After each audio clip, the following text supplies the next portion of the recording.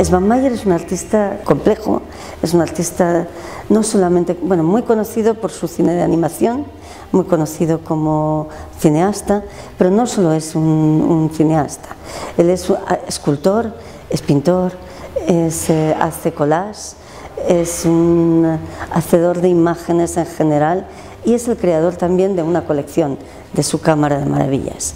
Esta para él es su obra más importante. La Cámara de Maravillas de Svan Meyer es una cámara un poco que cuenta como el resto de las cámaras de maravillas que se crean en el manierismo, con diferentes secciones.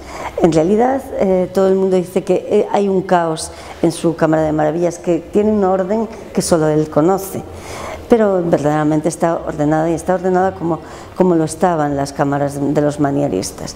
Es decir, tiene una parte que es naturalia, objetos de la naturaleza, objetos creados con elementos de la naturaleza. Tiene una parte que es exoticiaria, es decir, con obras venidas de países exóticos. Son estas piezas que podemos ver aquí, pues venidas de África, construidas por lo que él llama países naturales, ¿no?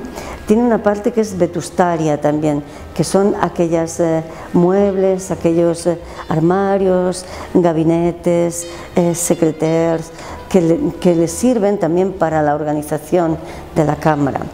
Tiene otra parte constituida únicamente por los objetos que él crea para crear sus obras, para crear sus films, o sea, para crear sus personajes de las películas. Y estos en ocasiones son objetos naturales y en ocasiones son elementos construidos por él mismo. Esto sería la artificialia, por decirlo de alguna manera. Es decir, que dentro de ser una cámara de maravillas moderna, es una cámara de maravillas que está basada en todos los principios de las cámaras de maravillas del manierismo y del barroco. La primera vez que vi cosas de Svan Meyer, yo lo que sí noté es que existía un sustrato medieval y renacentista en sus obras, y por tanto existe un sustrato literario de todos aquellos que han construido imágenes literarias que después se han ido reproduciendo pues, en los talleres de artistas, etc. Por ejemplo, yo encontraba que tenía mucho que ver con los emblemas de Alciato, que es un repertorio iconográfico que se ha repetido a lo largo de los siglos. Tenía mucho que ver con algunas imágenes, por ejemplo, del Liber Chronicorum, de la crónica de Nuremberg, en la que se representa una especie de enciclopedia de la antigüedad con todos los conocimientos que hay hasta 1493.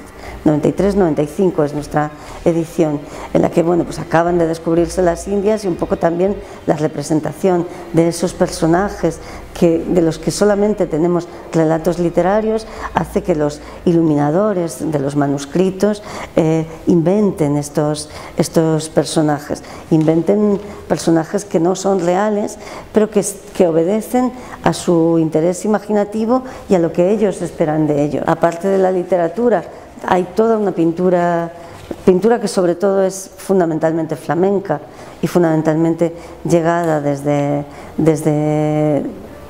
la mano de Bosco, fundamentalmente también de la mano de Durero, pero muy especialmente de Bosco, de Bruegel, de todos estos artistas que construyen. Es curioso porque su fundamento, que en ocasiones decimos, esto es que este hombre era un ateo, este hombre no tenía, digo, hablando de la pintura de Bosco, no tenía conocimiento religioso, muchas de las representaciones que se están haciendo son representaciones de refranes que tienen sentido para la gente de la época, pero que no lo tienen para nosotros. En Svan Meyer, por lo que yo veo, hay algunas obsesiones constantes en su obra. Por ejemplo, la comida. Le gusta comer y le gusta por ejemplo, los fragmentos de carne como elemento poético. Como él dice, no hay más que una poesía.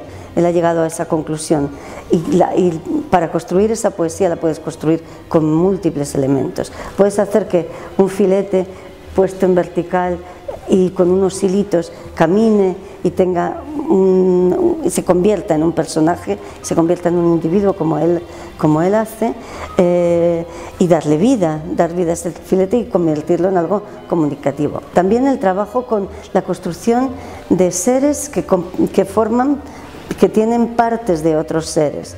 El empleo de calaveras diferentes, de diferentes huesos, la mezcla, los caracoles están presentes en muchas de sus construcciones escultóricas. Los ojos, naturalmente, porque el ojo es unos ojos que miran hacia atrás o que realmente son lo más inquietante, ¿no? Sin duda, Jan Svanmeier ha influido en muchos de los cineastas actuales, en Tim Burton, en Terry Gilliam, en los hermanos Quay. Un sentido del sarcasmo, de la alegría. No es un cine siniestro, es un cine chocante, impactante, inquietante, pero feliz. Es un cine, vamos, yo por lo menos veo las películas y me divierto, me resulta muy alegre, ¿no?